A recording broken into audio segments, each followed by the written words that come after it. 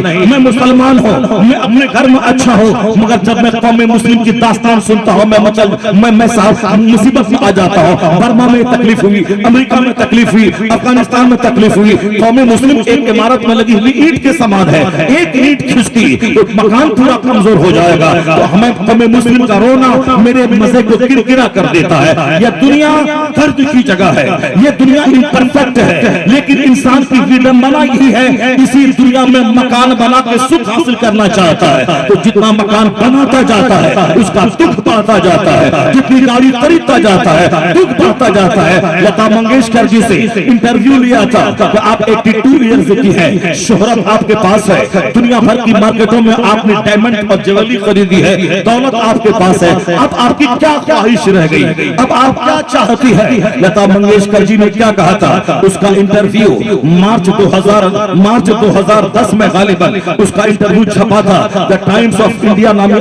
अंग्रेजी के अखबार में। उन्होंने एक तवील इंटरव्यू दिया था। अब उनसे कहा गया शोहरतों की मलका आप हैं, करोड़ों फैंस आपके हैं, दुनिया भर का भ्रमण आपने किया, सारी दौलतें आपके पास है। गवर्नमेंट ऑफ महाराष्ट्र अपना फैसला बदल कर सड़कों को उन्होंने टर्न लेके वो घुमाया, आपकी बिल्डिंग को टच नहीं किया, आपकी हर जिद मानती है गवर्नमेंट। भारत रत्न का अवार्ड आपको मिला है, बेशुमार अवार्ड आपको मिला है। अब आप बताएं कैसा फील कर रही है? जिंदगी का सुख मिल गया, जिंदगी का मजा मिल गया? उनका जवाब सुनिए, उनका जवाब छपा था, क्या बोलती है वो? इसलिए मैं कह रहा हूं ताकि चंद सिक्के कमा के दीन छोड़ के, ये बहादुरी नहीं है, कुछ नहीं रहे। दीन है तो सब कुछ आपके पास मौजूद है, दीन नहीं है खरबों कमाने के बाद भी चैन नहीं मिलेगा। जब खरबों कमाने वाली, उसका जवाब सुनिए, वो कहती है my dreams could not be fulfilled, मेरा सपना साकार नहीं हो सका, जो मैं चाहती थी वह मुझे नहीं मिली, जो मैं चाहती थी वह मुझको नहीं, वो सामान मुझको नहीं मिला।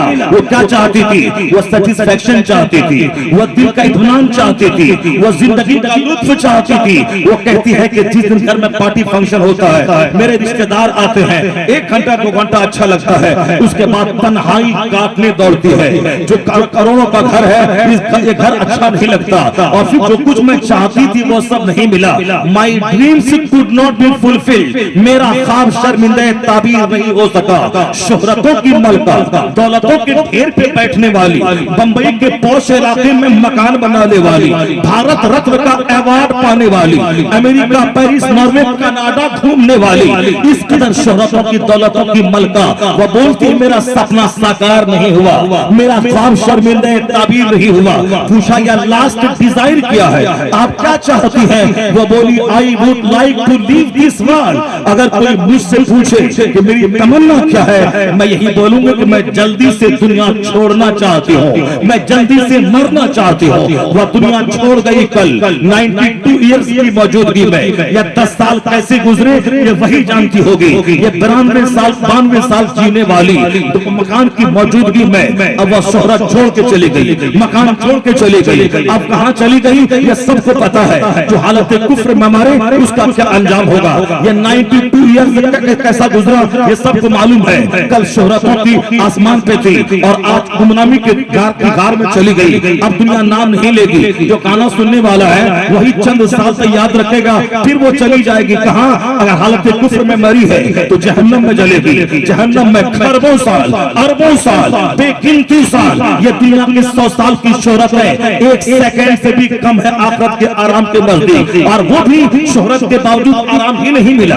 चैन ही नहीं मिला, सारा सपना साकार ही नहीं हुआ। तो फिर ऐसी दौलतों को कमाने से क्या फायदा? तो फिर अपने बाल बच्चों की जिंदगी को गार में क्यों धकेलता है? उसका मुस्तकबिल क्यों तबाह करता है? उसको क्यों दौलतें कमाने की हवस दिमाग में डालता है? एक डॉक्टर हरामखोर हो गया, चंद सिक्के ताकि आराम से रहे।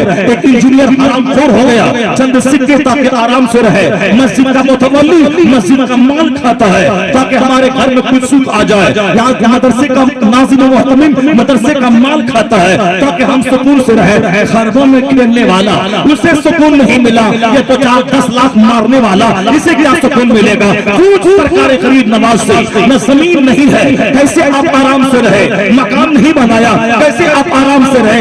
करोड़ों फैंस है जब दुनिया में थे, नब्बे लाख काफिरा को ईमान दिया।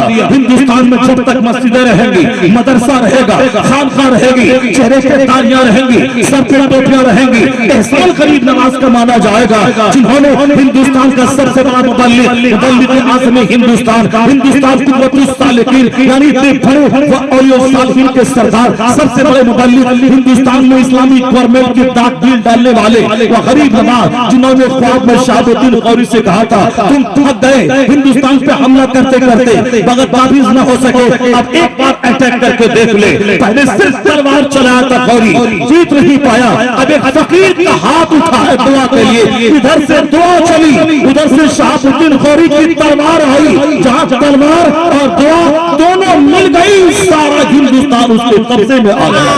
सिर्फ तलवार से कुछ नहीं होता। तकबीर, नारे रिसालत, खाजा महाराजा कॉन्फ्रेंस, खलीफे ताजू शरिया। गरीब नवाज ने गुर्बत को गले लगाया, गरीब नवाज ने फक्र को गले लगाया, गरीब नवाज ने सब्र को गले लगाया, गरीब नवाज ने तहम्मुल को गले लगाया।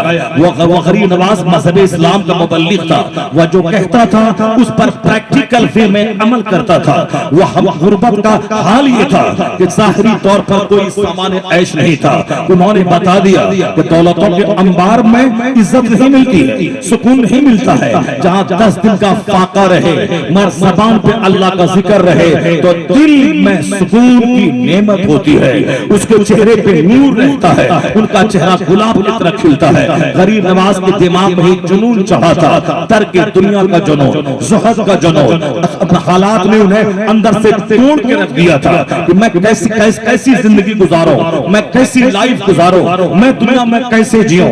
बचपन में वालिद का इंतकाल हो गया और फिर वालिद ने हुकूमती और सियासी इंतशार को देखकर अपना इलाका छोड़ के वह दूसरी इस्फहान चले गए, वहां चले गए, क्योंकि यहाँ सियासी चपकलस आपस में थी, हुकूमत के लिए लोग जंग कर रहे थे, कत्ल हो रहा था। उस सियासी माहौल को देखकर सुकून की जिंदगी बसर करने के लिए अपना इलाका संजर का छोड़ गए, इस्फहान चले गए। चंद साल के बाद वालिद का इंतकाल हो गया, चंद साल के बाद माँ का इंतकाल हो गया।